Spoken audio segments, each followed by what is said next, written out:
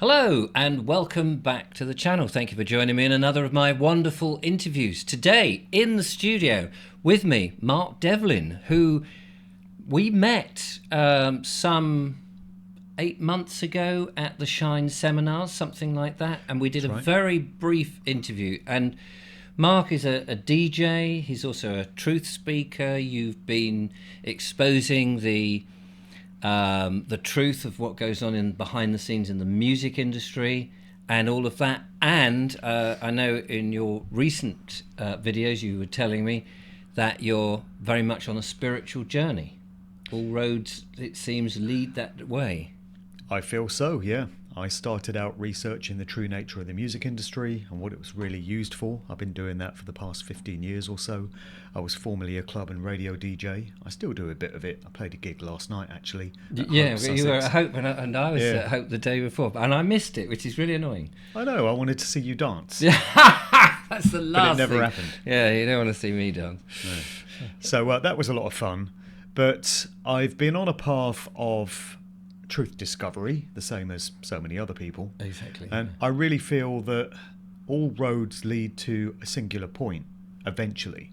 So it doesn't matter where you start. You can start out researching the true nature of entertainment and popular culture, as I do. You can look into the true cosmology of the place that we live. You can look into banking scams and the financial system, or the medical system, or the world of so-called science, the world of so-called academia. But eventually, if you're prepared to go all the way, and you've got the will to want to know the truth, Yes. you're going to arrive at a certain point, which is where you start asking the really big questions. Yes. What are we?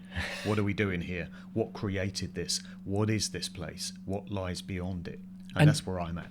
And I think that, I mean, I've done that myself, and other people in my emails. You must get copious emails as well, and similar people saying, you know, it's a spiritual war, it's a spiritual battle. You've got to understand who you are. And at first, I was like, that sounded a bit nonsense, because we had the WEF and we had all these unelected, unaccountable bureaucrats who were leading our lives, and you think, I don't understand what you mean, but inevitably that does seem to be very much the case. And of course it's the fundamental questions that it takes us to.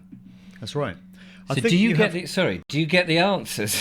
Have you got the answer? No, I've got a whole world of questions, but very few answers. Right, yes. And I find you get a lot of researchers that deal with hard conspiracy fact. So they're very 3D physical reality. Yes. And they know all the nuts and bolts of how the control system works, and they're very good at that. And then you get other people who ignore all that stuff. They say it's too dark, it's too negative, I don't want to go there, I want to keep my vibration high. And they're more sort of new agey in their thoughts and their behaviours. And I feel that both sides are kind of missing the point. Because, yes, all this conspiracy stuff clearly goes on, but there are spiritual components to it. And if you don't accept that and you're not prepared to go there, you're missing a big part of the picture. And then if you're more spiritually inclined and you ignore all the dark information, you're not really being of any great use, because you're just ignoring it and not opposing it in any way or putting obstacles in its path. Yes. So you have to accept that there's both components going on.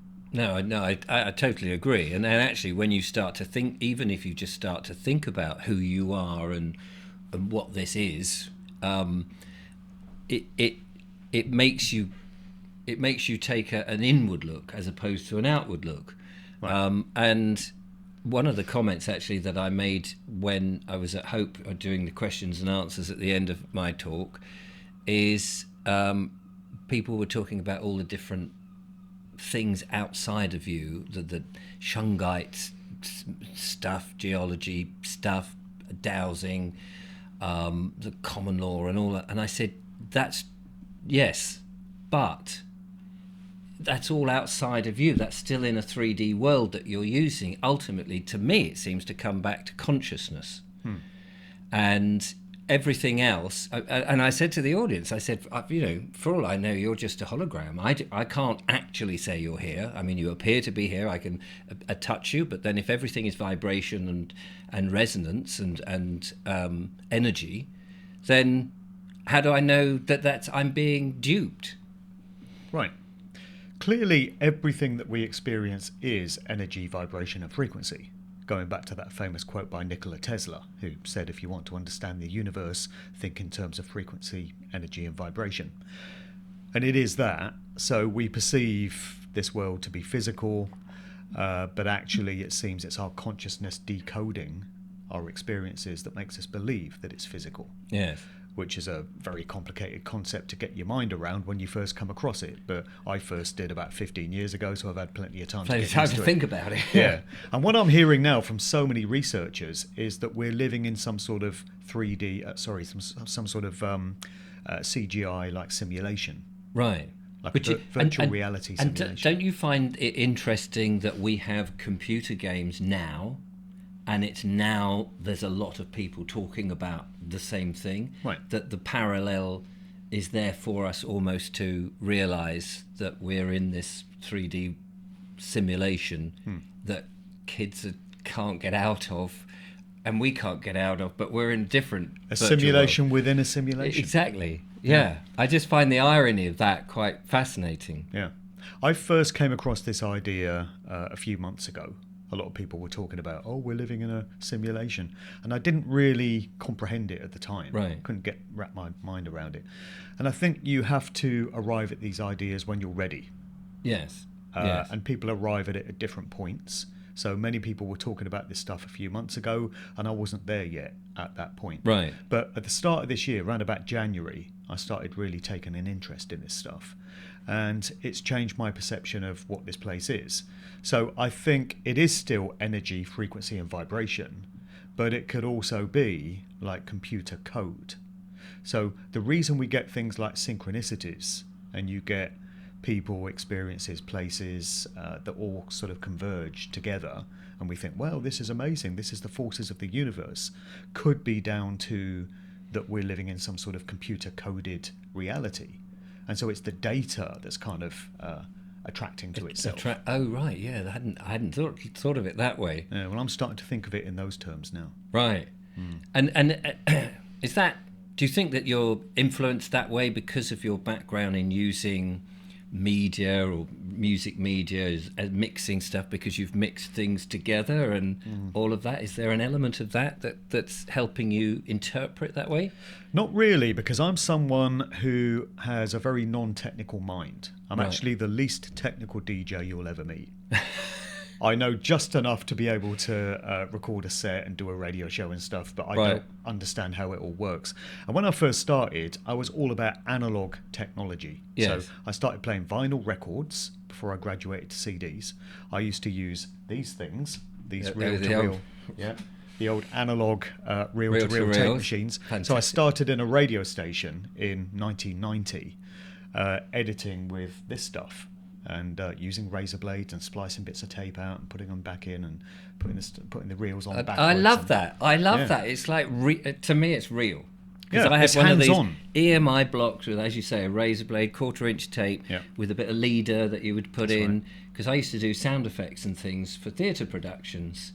And so you'd have a sound effect of something, you're watching the stage, and then suddenly you can turn it on for a certain sound effect or an atmosphere, and you build up the layers, and things like tape echo, which were really tape echo, and before brilliant. I love it. Used to do mixes on these things, and digital technology started to take over in the radio industry in the mid-90s. So right about 95, the radio station I was working in started to get touchscreen computers. And this was a precursor to phones, smartphones, and touching everything to get it to work.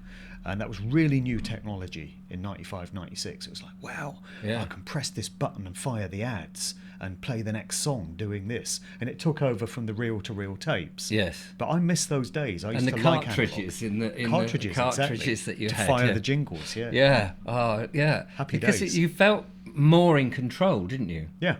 I mean, I had situations where tapes come off the spool and it's just spooling on the ground, or when I used to do filming and the same thing would happen. And that's not so fun. That's when right. you're panicking and you're, oh my God, the thing's just rolling on the floor. But you know it's going to carry on, and you just have to sort it out afterwards in a live in a live so event. In answer to your question, Yes. it's not that I dealt with a lot of digital technology that has caused my mind to go down that route. Yes. It's just information that I've come across more recently. And just being prepared to go all the way. So when you say that, do you mean, you know, the synchronicities, going back to how things like is it like in a computer game where sometimes you can find the edge of the programmed game and you either can't quite go in it or it throws you out a bit and there's glitches? I'm not a gamer, so... Well, I'm not either. I've never played computer games, so I'm not familiar. Right, okay. I'm not familiar with them. Right. But I'm hearing from people that do game a lot about things like NPCs, you know, this concept of non-player characters. Non-playing characters. Apparently that's a feature of video games. So what do you think then in terms of the great outdoors? Yeah, well, something's got to explain why some of us are prepared to ask big questions and engage our consciousness in thinking about things that actually matter. Yes. But the majority of people out there seemingly don't. And I've made that point in a recent video, how people are so in the material world that they're almost in and of it, and there's almost nothing, right? No spiritual oomph in there. Maybe it's to be awakened, of course, and one would hope that would be the case. Well, yeah, if it's not been by now, I don't know what it's going to take. No. But yeah, I can go into a pub or a cafe or something, and I just see people engaging in light, everyday conversation, talking about football or TV or shopping or whatever it is, and they seem perfectly happy. Yes. They're happy, they've got smiles on their faces, and to them that's life, you know, that's what life consists of. It's never occurred to them that there could be anything more to it. I used to be in that mind state myself. I have to remind myself that going back 20 years, I was a full-time DJ, and the only things that mattered to me were parties, tunes, clubs. That was it. That was my life. When you were younger, I mean, I remember when I was younger, I was interested. My dad had these esoteric books, a few yogi books, and the things about the inner state. And I did try to read them, and I found it very difficult to quite comprehend what he meant. But I always felt that there was nothing for me in organised religion. I was never feeling that was anything. And then some of this esoteric, the sort of meditation stuff, and is there a soul? I felt that there was something in it, but I couldn't really place it. And then, of course, work, marriage, children, all those things, life, the general things, they take over, and then you've kind of removed about it. But then all of this has brought it back with such rapidity, and of course through lots of different people that I would never have the opportunity to have met. Have taught us stuff. So when you were young, did you feel any connection to anything spiritual? I did. I've been through many different phases. So I didn't come from a religious family, but I went to a Church of England school. Right. And so they taught us about Jesus and God and the Bible, and we used to go to church at certain times of the year. So I was familiar with the concept of Christianity. Yeah. And then that kind of got dissipated, and didn't really think much about it. Then when I was 20 years old, I underwent a sort of spiritual transformation, I guess. I started to feel differently about the world. This was 1990. And it's right about the time that David Icke says that he started to get the truth vibrations coming in. You know, okay. I think I was tapping into something at that time, the exact same time, but I didn't know what it was or what to do with it. So I allowed myself to be coerced into a Christian church, an evangelical church, and I went there for the following 4 years, and I emerged from it a bitter atheist because of some of the things that I'd seen there. I saw a lot of hypocrisy among the church members and the elders particularly, and it just left me feeling very disillusioned with the whole thing, and it turned me into an atheist, and I was an atheist for the next 12, 13 years. Yes. And then round about 2007 I started to feel differently about the world again, and I came to realise that of course there's a creative force behind all this. I mean, we're here, it's self-evident. Something created us and all of this. So there must be some kind of what people would call God. And that started me searching. I went on a spiritual journey. I was looking for the answers. I guess I got coerced into a sort of new age way of thinking. And it's only more recently that I've started to question that again, and I've moved on to another phase. Yes. But my dad was quite instrumental in getting me started in all that as well. Big shout out to my dad. He watches your channel. Oh, does he? He does, yeah. What's his name? Dave. Hello, Dave. He's a big fan. Thanks very much. Very kind of you. So he used to have a load of crazy books around the house. He read Eric von Daniken. Oh, yes. Chariots of the Gods. Yes, yeah. He had a book by Lobsang Rampa, Caves of the Ancients. Oh, I've heard of the book, but not the name, yes. And these books were lying around the house. Yes. So he's always been a deep thinker, as my mum will contest, sits there in the armchair staring into space and thinking deeply about stuff, driving her crazy. But he got me into the books of David Icke. Right. And that's really what kick-started my truth-seeking journey. Yes.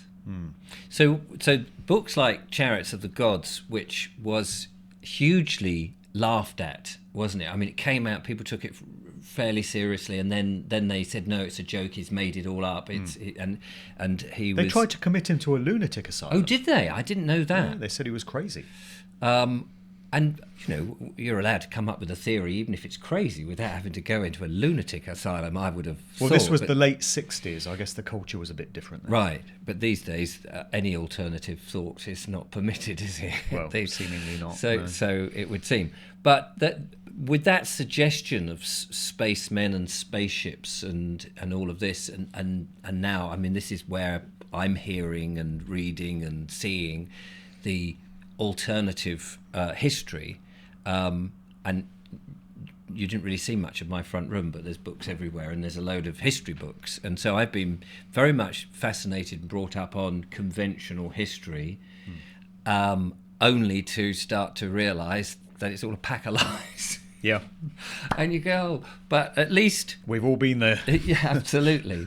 But at least you've got something to say. Okay, I can understand the narrative that they've said. Now let's go back and see what really happened and what bits are true and what bits are not, and where's the spin. And of course, we've all been brought up on mainstream media, which we now understand how spin works. So I can go back and look at these books and see how spin works on history, or what events are complete fabrication.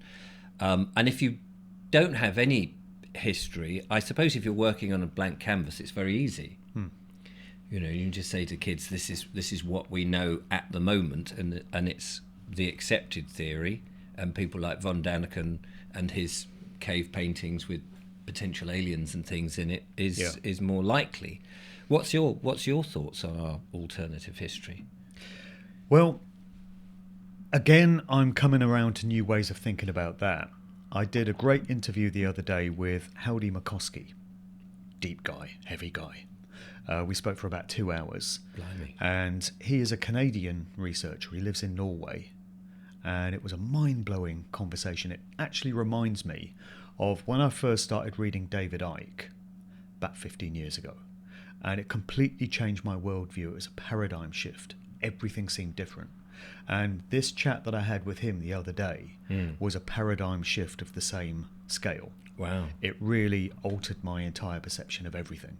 So he talks about alternative history, and his contention is that we've been lied to about everything, particularly, official accounts of history. Yes. He talks about the World's Fairs. Have you come across The World's Fairs? late 1800s? Yes. Yeah. I think I've got a book. I think I've got a book on downstairs. Right. These expositions that popped up in various parts of the world. Yeah. At huge expense, massive scales, and they were basically indoctrination centres for influences in society. This is what he says. So those that would be teachers, lecturers that would teach history to others were being indoctrinated with propaganda at these World's Fairs. And these are about 1850, something like that, is it? It was the Victorian era, so late yeah. 1800s, going into the very early 1900s. Right, okay. And that's connected to this concept of orphan trains. He says that there were these trains with all these kids that were just coming from who knows where. And they were the next generation that was going to be taught this skewed version of history of where we come from and what this place is. And so they would believe this because it's all they've ever known. And so this false version of history would get carried on through the generations. So he talks about that. Tartaria and mud floods, that's another one. It's all connected. Yes. And also he goes much deeper and talks about what the concept of God is and this reality. And can we really assume that what we think of as God is a benevolent being that wants the best for us? Or does all the evidence that we can see with our own eyes and test with our own experiences suggest that God may not be a benevolent entity, or at least whatever force currently controls this realm? Well, I mean, just on that God thing, if God... I mean, see, when I was younger, I used to think if God existed, he's obviously a teenager. Because, or a 10-year-old, because 10-year-olds will squash flies and ants just for a laugh, just to see what happens. And it does strike me that if there was a benevolent God, the things that happen to people would not be happening to those people if he was a loving God. Because why would he create wars or allow wars to happen? Why would he put people in all these awful situations, horrible diseases? So clearly, for me at that stage, that was God's flaw if he was supposed to be everywhere. And then, of course, there was the continual argument, but if God is everywhere and good, then where is the devil? Where's the space that the devil would be in? Because that means there'd be part of God that wasn't good.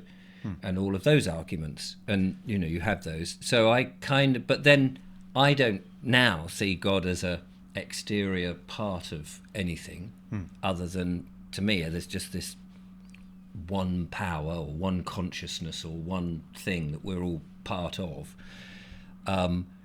So it would be, I can't see that. I suppose it's like electricity. You can use it for good things. You could electrocute somebody if you so wished, or you could light your room with it and do something useful or benign or even helpful, like start somebody's heart if it was stopped. So what was, sorry, going back to your version of God that you were saying that he may or may not be as benevolent as you think, is that an outside God? Yeah, well, I don't see God as an old guy with a flowing white beard sitting on a cloud. It's probably not a he or a she, it's a force. It's a trans, isn't it? He's a trans God these days. These days he's probably got rainbow hair. Yes. Yeah. But I see it as a force. And I'm questioning whether the original God of creation had creation stolen from him, by some lesser sort of demonic being.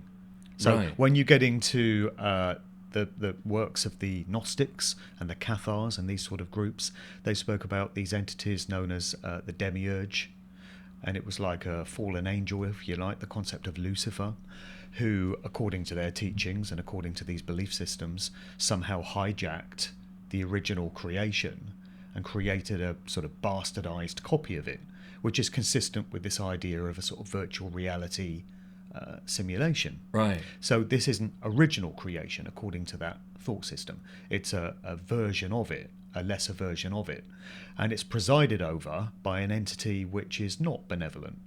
And that would explain why there's always war, suffering, pain, famine, death, And no matter how much praying you do, this is a point Howdy was making in the interview, just imagine how many millions of people every single day pray to their version of God, whatever it may be, and they ask for good things to happen, they ask for joy, happiness, abundance, for war to end, for suffering to cease. And what happens? Not a blind bit of difference. Exactly, the suffering continues. Yes. And I also had a great conversation the other week with Eric Dubay, and we were talking about similar subjects. And he said that we're told that we live in a world of duality, where to have good, you have to have evil, to have up, you have to have down, to have male, you have to have female. Yeah. Everything has an opposing value, an opposing force. So below type thing. And that made sense to me for many years. But he made the point that it's not actually balanced, is it? There's way more suffering than there is joy, particularly when you get into some of these dark subject areas that I look at, mind control and satanic ritual abuse and stuff.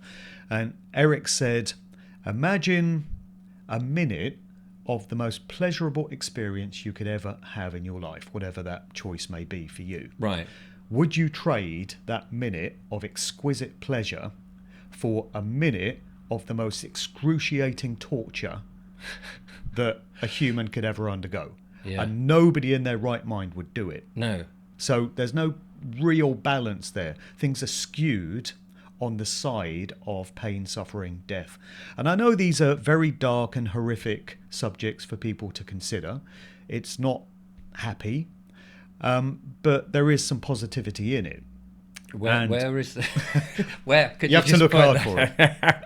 Yeah, you have to look hard for it. In the chat with Heldy, he was saying that this place is unfortunately geared towards pain, suffering, and all the rest of it.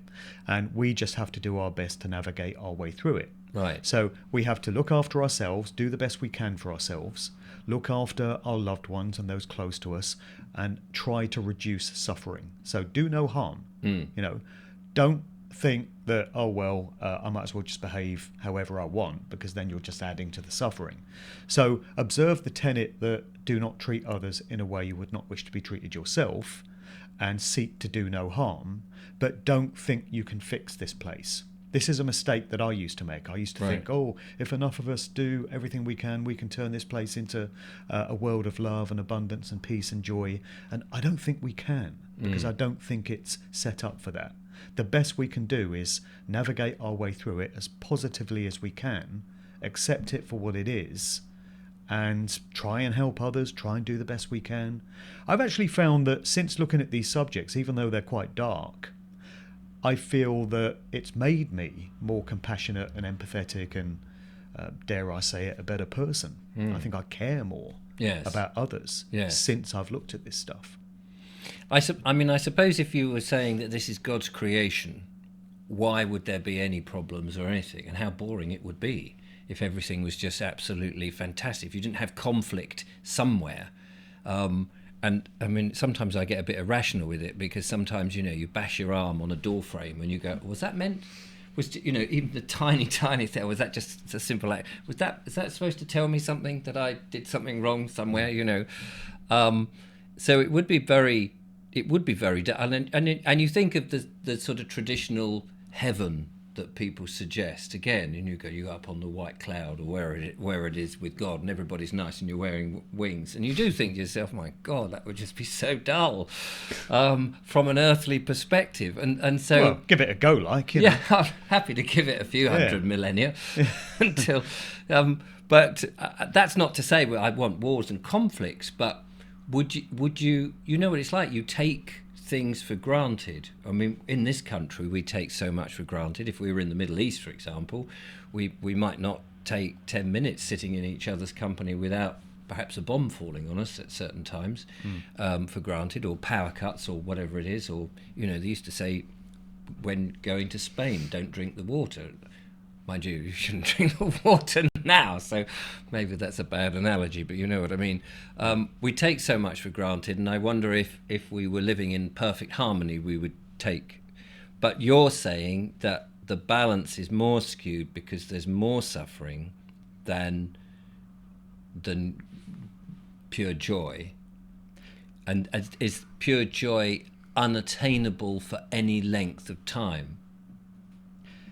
Well, if we consider recorded human history as far as we're able to appreciate it, and of course we've been lied to about it, but we're not aware of any period in recorded human history where there hasn't been conflict or war or turmoil or chaos. Yes. So if we really did live in a world of balance where you could have one thing or the other, do you not think there would have been a period at some point where there was peace everywhere? I mean, we've never had that. I've heard of groups that have, even fairly recently, in the last 3 or 4 years, who've decided to go on the land and be out of the system, and it's all ended up with arguments. Right. Because everyone, you know, somebody's pulling this way and then someone goes, no, that's the wrong. And in the end, it's not a joyful, harmonious example of working together. And yet, if you asked people, do you want war, do you want conflict, do you want turmoil in your life? Yes. Nobody in their right mind would say, yes, that's the way I want to live. Yes. People would say, no, I want to be left alone. I want to live freely, do no harm. Isn't that what most people want? It's what I want. I just want to be left alone, Yes. to do what I want to do. I won't harm anyone. But we don't get that. So is this the lesson that we're here to learn? I mean, if you didn't have conflict, if you didn't bash your elbow, if somebody didn't come asking to take money from you because you haven't paid a certain bill, or you were in a war, or you were hungry and you have to work in a job that you don't really like just in order to earn enough money, is that part of the whole journey that we're experiencing to learn that whatever the lesson is that we've got to learn? We do learn lessons from hardships, and also going through suffering and hard times motivates and galvanizes people to do this sort of thing, like we're doing these shows. You know, a lot of people woke up during the nonsense of 2020, 2021, and they were like, "Hang on a minute, the world isn't like I thought it was." Yeah. And that's really motivated people towards action, particularly in places like Australia, which I visited a few months ago. So many people are just burning with a passion and a fire because now they realise they've been lied to their whole lives. Yes. So there's value in conflict and turmoil, certainly. But another thing which I wonder about, it's another big question that I've been asking. And again, they're just questions. I don't have the answers. I would like the answers. Yeah. But a point which has come up in all the conversations I've had about this is consider the natural world, the food chain. Yeah. Every day, billions of living sentient beings murder other living sentient beings just to be able to survive for food. Yes. And You don't have that. I mean, you have some vegetarian animals, but you have a lot of animals that aren't vegetarians. most of them aren't. Yeah. So every day you have this bloodbath going on in the natural world. Yeah. My question is, why couldn't a god, a creative force, have come up with a creation where that's not necessary? Just imagine all the fear and all the pain that all these animals experience. I made the point again in that interview with Howdy. He said he lives in Norway and there's a lot of wild deer around where he lives. And he says he looks at these deer and they're grazing in the field, and every now and again they look up and look around to make sure a predator isn't about to attack them. And I said I used to have pet rabbits, and we put the rabbits out in the garden. They'd always been pets, they'd never experienced a predator in the wild, but you look in their eyes and it's just fear, pure fear. These creatures live their lives in fear. So what kind of loving, benevolent God would want creatures to live their entire lives in fear and then get torn to shreds by some predator? That doesn't seem to me like the domain of a loving God that wants the best for us. Right. So, okay, what do you think then? Is there a life after death? Is there another phase that we go to that might be answering these questions, or taking us into, a different realm that might be nobody gets killed, nobody dies, and you put up with this for a long time, and you might end up going, hang on a minute, okay, and then is there another phase that we're going through? Are we on some sort of spiritual journey? Does what happen here happen anywhere else, or are we like Richard Dawkins, when you're dead, that's it, thanks very much? I actually find that idea quite comforting, which will shock a lot of people. I mean, I don't agree with Dawkins. I don't agree that when you die, that's it, you know nothing. But I would quite like that to be the case, because I don't ever want to come back to this place. Once is enough, if it is just once. Yes, because I think with the Dawkins approach, you've always got the back door, haven't you? You can always go, actually, it's too hot now. I don't like this, whatever it is. I'm out of here. Yeah. But we're all told, well, if you take your own life, then you have to come back and do it all over again. Yeah. Which I mean, I just wonder how much of this is psyops, mind control, because I specialise in that. I mean, if we've got an evil, malevolent control system that wants pain and suffering, and the idea is that we emit louche energy.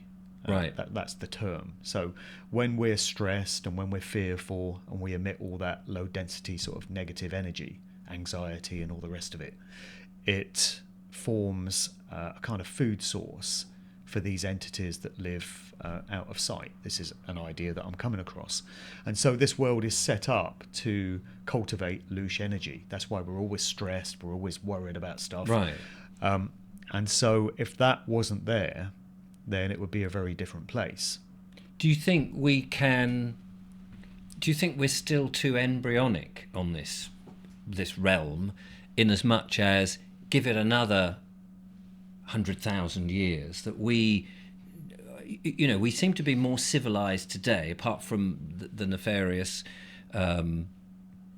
small sections of the globalists and things like that. But do you think that, in the past we would actually be doing a lot more fisticuffs and using swords and that sort of thing? Okay, we might be radiating our brains and doing it a little bit more slowly.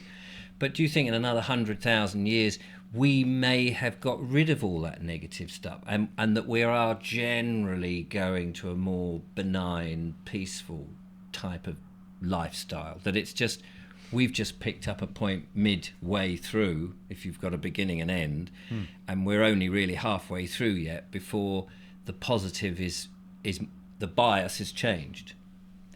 Well, it would be nice to think that's the case. Maybe we've come in at a particular point on the timeline. So if you imagine a DVD, you're watching a DVD and it's got a beginning, a middle and an end.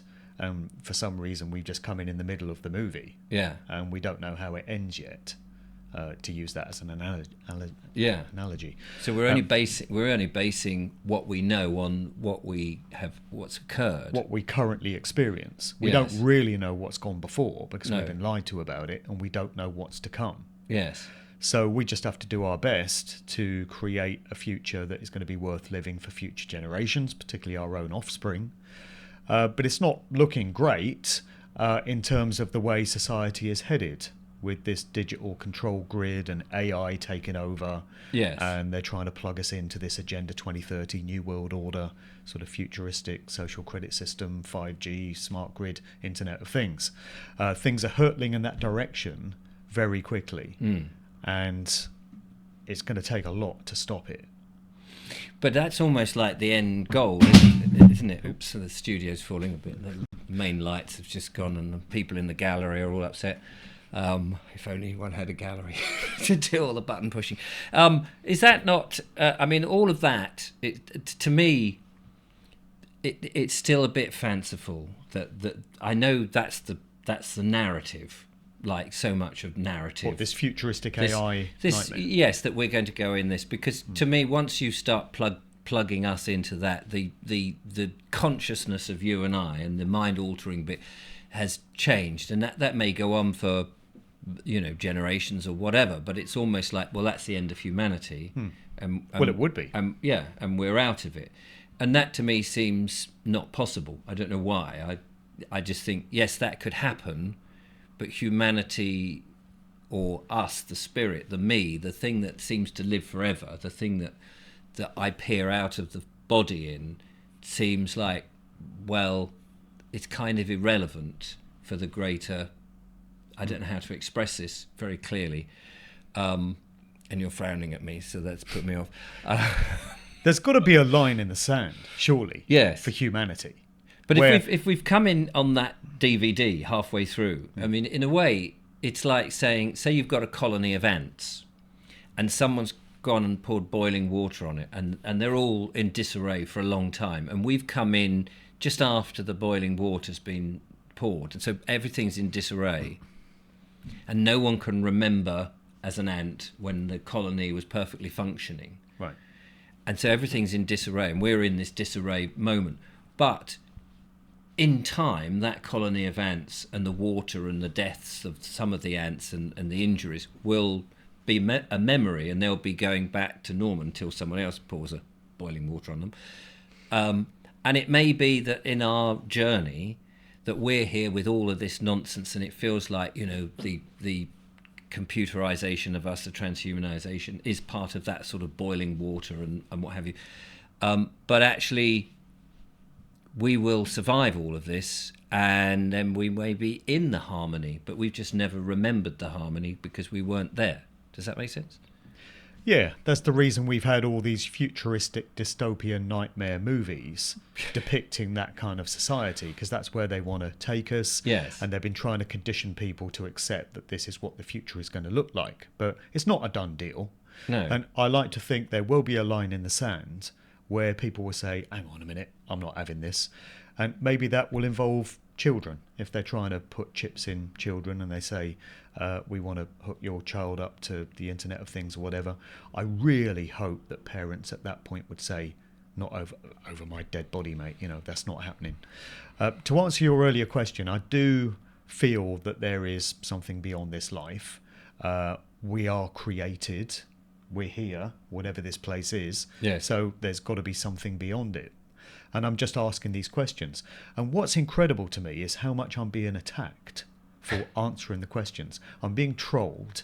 Right. I seem to have pissed off a lot of Christians. Not that I've set out to do that. No, I get But similar things if I go anywhere near this subject. Yeah. They get very upset. And it's just Christians. I don't get pissed off Jews, pissed off Hindus, pissed off Muslims. That's very interesting, isn't it? I've never had an angry Muslim email me and say, how dare you? No. Heretic. That is very interesting. Do you get, just as a matter of interest, I get, and again, I'm aware that these sorts of people may well be watching at this precise moment, but I get a lot of what I would call cherry-picked sections from the Bible that will back up a position that they want to take. So they might say such and such and such and such, and then there'll be some quotes from various things. And I think, what's the point in quoting several bits from the Bible? Because probably if I knew my Bible backwards, I could quote things back to them which took their argument apart. So when I get those, I do think, okay, that's your point of view. And of course, you're very, let me just say this, you're entitled to your point of view, and I'm not trying to knock your point of view or anything. It's just, I don't have to accept it. Right. Yeah, everyone's got an opinion. They say opinions are like a-holes, don't they? Everyone's got one. Everyone's got one. Yeah. And isn't that the case? Yeah. Which makes conversation interesting. Well, it does, yeah. Unless it falls leads to arguments into, as well. Well, I know. But I mean, once you fall into block arguments... buttons. Yes. And Yeah, if you I've had fall to use the into block button a fair bit lately. into name-calling, it's no longer an argument, is it? It's Exactly. fallen apart. But by argument, I mean debate, that kind of argument, where I you don't argue... mind. I don't mind debate as long as it's polite and respectful. Yes, and exactly. it's an exchange of viewpoints. Yes. And I've had a fair bit of that. Yeah. But I think ultimately, like I was saying earlier, whatever field of research you enter this realm in, whether it's questioning alternative history, whether it's looking at the music industry, if you're going to go all the way, Yes. and you're an open-minded critical thinker with no belief system to prop up, no ulterior motives, and you're not on some payroll, then you're going to arrive at this point where you ask these questions. What is this place? What created it? What are we doing here? What's the point of it all? And do you find that, just as a matter of interest here, from one YouTuber to another, is if you change your mind or your stance starts to deviate from something that you'd said previously, the audience don't like that. They don't. And I mean, you see it with politicians U-turning, and you'll watch them and they'll U-turn because perhaps public opinion is suddenly, they realise public opinion isn't on their side for a certain policy, which we all sort of go, well, if you do that, it's stupid.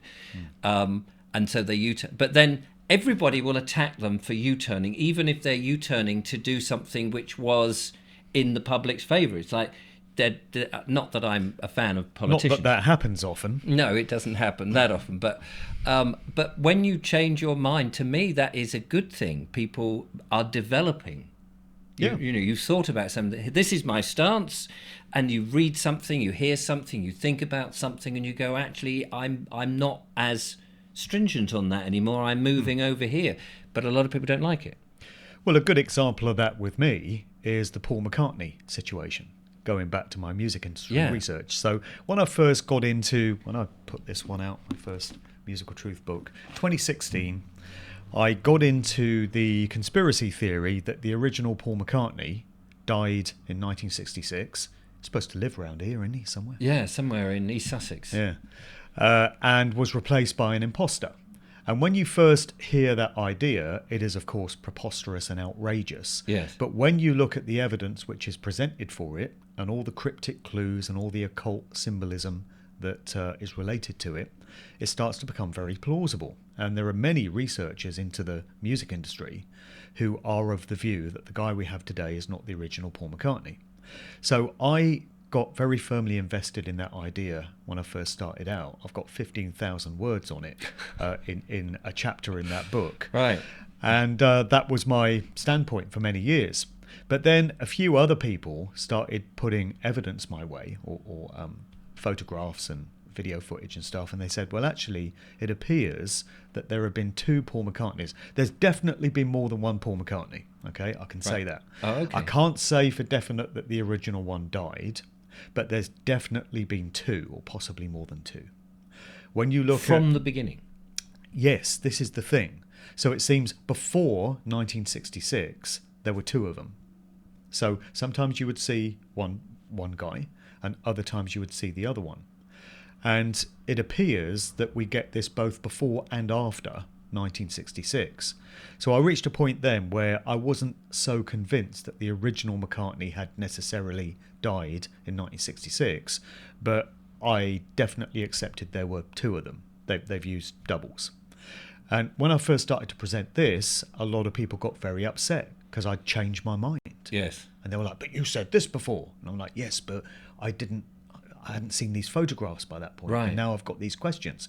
And you're right, people don't like it when you change your standpoint. But for me, that is the sign of a genuine truth seeker who is on a path of discovery, and they're learning as they go. It's just that with guys like us, we're doing it very publicly. Yes. People see us learning. Yes, and they see us changing our minds Yeah. and readjusting ourselves, and we still may not be right. That's the thing, you know. We're not claiming we're right. right. No, exactly. Yeah. So just as a matter of interest, I mean, I've heard the story about the fact that he died, Paul McCartney, and that there was a double. I had, because music, is not really, or popular music has never been my real thing. I sort of went, oh, that's interesting, and because I'd heard it within the last 2 years, of which my mind has now been much more open. I mean, that's the trouble. Now you could suggest anything to me, and it could be a complete load of twaddle, and I'll go, I won't discount it. Right. Just in case you've got a point. Whereas before I would have gone, oh, that's ridiculous. You know, of course there isn't. So now I'm thinking, well, okay, that's interesting. There's 2 of them. At what point were they twins? Were they, one was just never interested in the music industry? You know, I'm just going through all the sort of machinations that you might have. Right. And then was there a point where the band got to prominence? Well, we need a double on that in case we want him somewhere else, or was there a nefarious reason, or was the band I don't know anything about really the Beatles, so that's what I'm going. So what's the theory, just briefly then? There are many schools of thought. There's a researcher by the name of Miles Mathis who claims that Paul McCartney was one of twins, but there's not a lot of evidence to support that one. Certainly the Beatles stopped touring in late August of 1966. We know this to be the case. They played their last gig in Candlestick Park, San Francisco on the 29th of August 1966.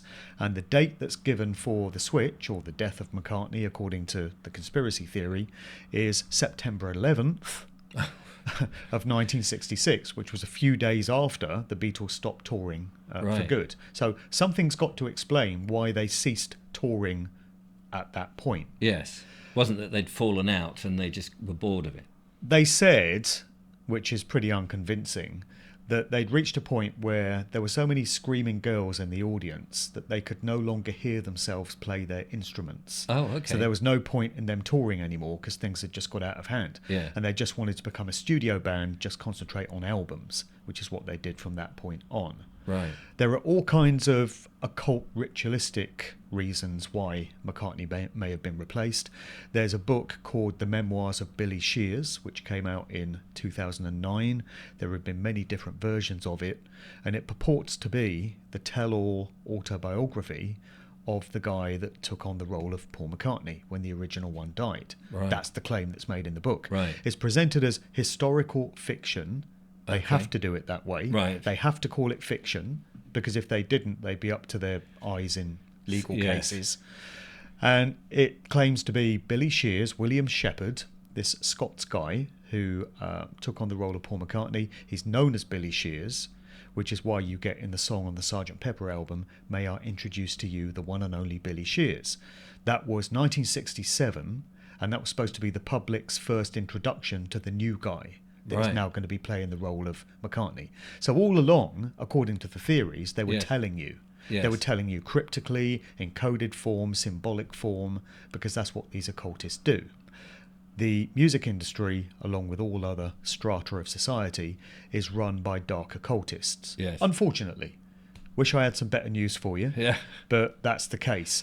And they do their rituals, they like their symbolism, and they have these tenets whereby they feel they have to tell you what they're doing.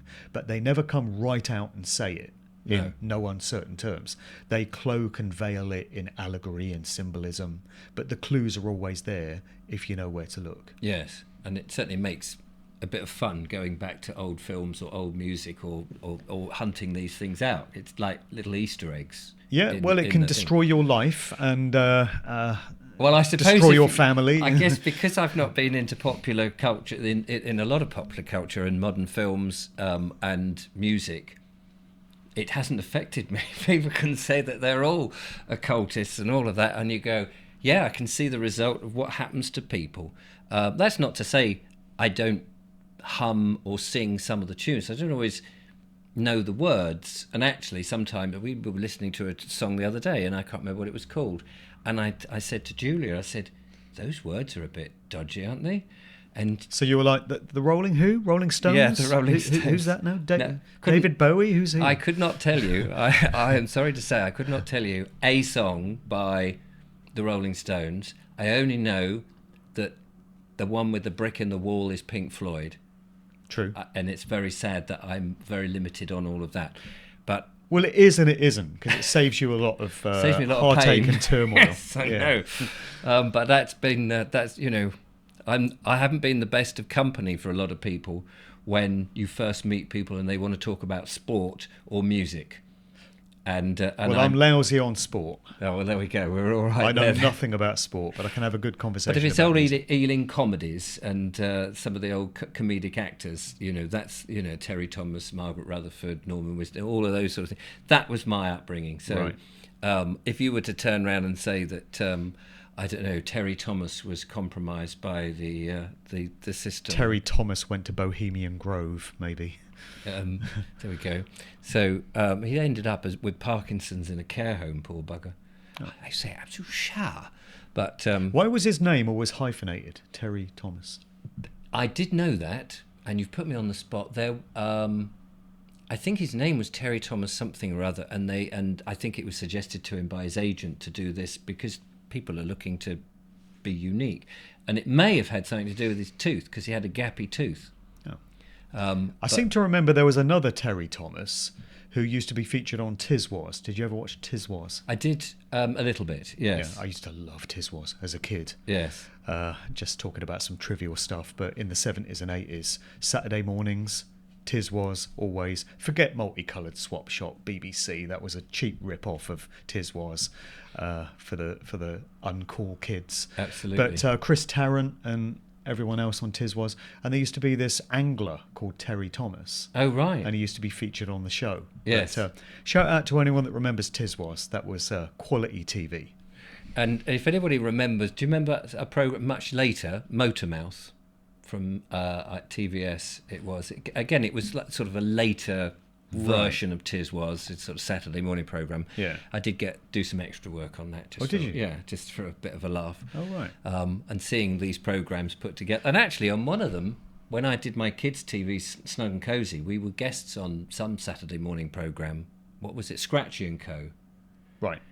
Anyway, I'll throw I that lost in. interest when Tiswas went off air. I lost interest. I'm not surprised. But there are a number of shows they put on in place of it. Number 73 was one. Oh yes, number 73. Yes, that's right. Yes, that was at TVS. TVS, yeah. Yes, I think I did some extra work on that. There was Big Daddy, the wrestler. He had a Saturday morning show, which was crap. Yeah.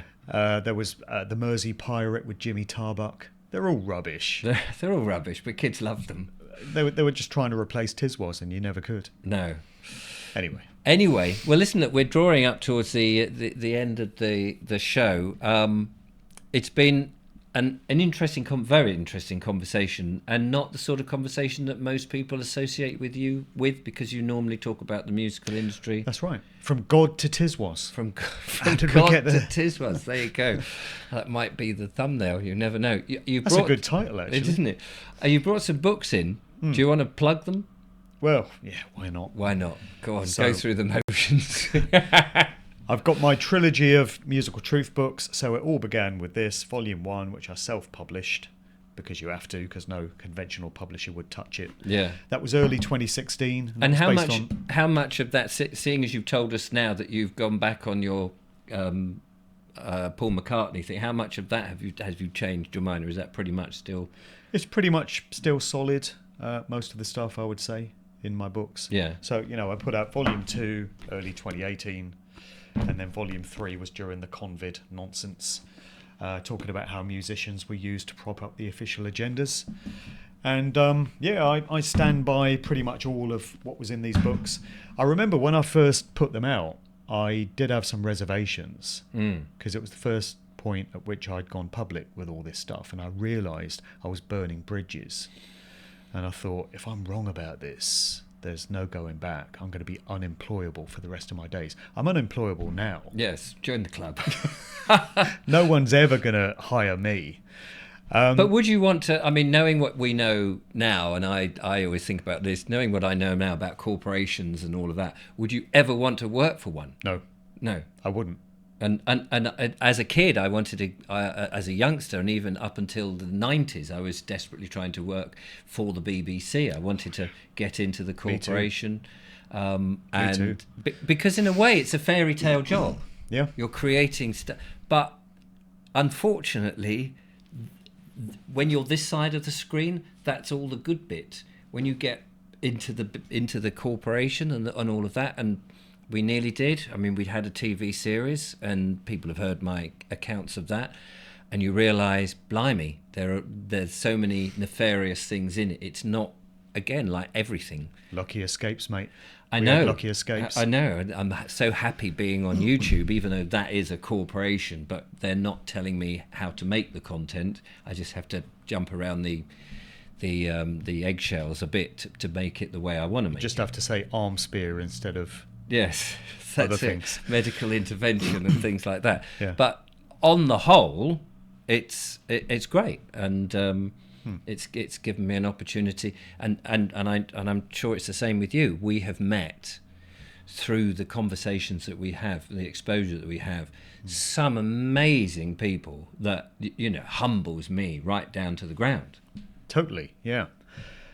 And this makes me wonder about synchronicities and life plans and stuff, because I used to be quite invested in that, the idea that on a spirit level, before we incarnate into these lives, we kind of have a loose framework for what we're going to do in these lives, what jobs we're going to do, what part of the world we're going to live in. There's free will, so you can still make decisions along the way, but the loose framework of it is in place.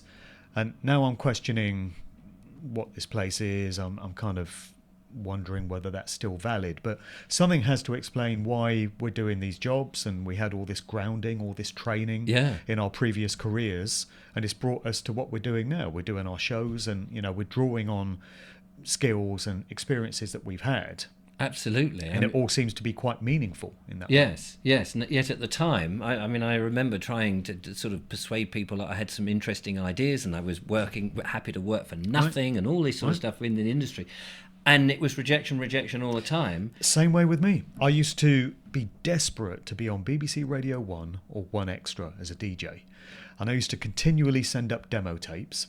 And one time I even turned up at BBC Broadcasting House. And I went in reception and I asked to speak to the program director of One Extra. And I said, I want to take him out to lunch and explain to him why he needs to hire me on his station. And he didn't come out of his office, unsurprisingly. But that's how desperate I was. And I used to get so bent out of shape. I used to send up tape after tape and they'd just send it back saying no thanks. And I was like, why? Why don't they want me? Now I can see that it was a lucky escape. Yes. What a bloody nightmare it would have been. Absolutely. If they had hired me. I had a similar experience. I was a security guard at TVAM in the night when Wackaday was on, and Anne Diamond was there and the whole thing during the TVAM. And they had, on the Saturday morning, they had the children's program Wackaday with Timmy Mallet and co. Yeah.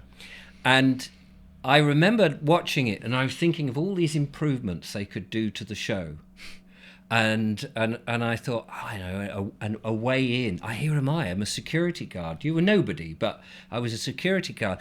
So I had access at night to anybody's desk, and I wrote a whole load of ideas, and I put them on the desk of the children's executive of TVAM.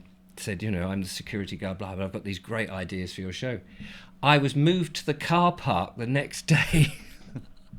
How naive were we to think that we could actually get in that way? I was moved out of the building to the bloody car park, and if that hadn't have been a warning, if they hadn't have said to me, you're not supposed to be there yet, that is really... Just imagine if they'd hired you. Yes. And then one day they're like, Richard, would you like to come to a party on Friday night? Bring a mask. Yeah. And then, that's it. No turning back. No, a very lucky escape. And unfortunately, we have to escape now. I like to keep these to about an hour, and we've just gone over. Sure. A fascinating conversation. Thank you so much for coming. Yeah. And I know you had a huge amount of effort to get here from where you were earlier today with the traffic. A27 was no fun. Yeah. No, it isn't a great road at the moment with all the stuff. But then neither is any road, it seems. Road works all over the bloody place. But I'm so pleased you came. I thoroughly enjoyed it. Thank you. It was a great chat. Yeah. And do check out Mark Devlin, his books. I'll put links in the description. But that's it from me. I'll be back with another monologue and, of course, another wonderful guest at some point in the future. But from Mark and myself, thanks for watching. Till next time, goodbye.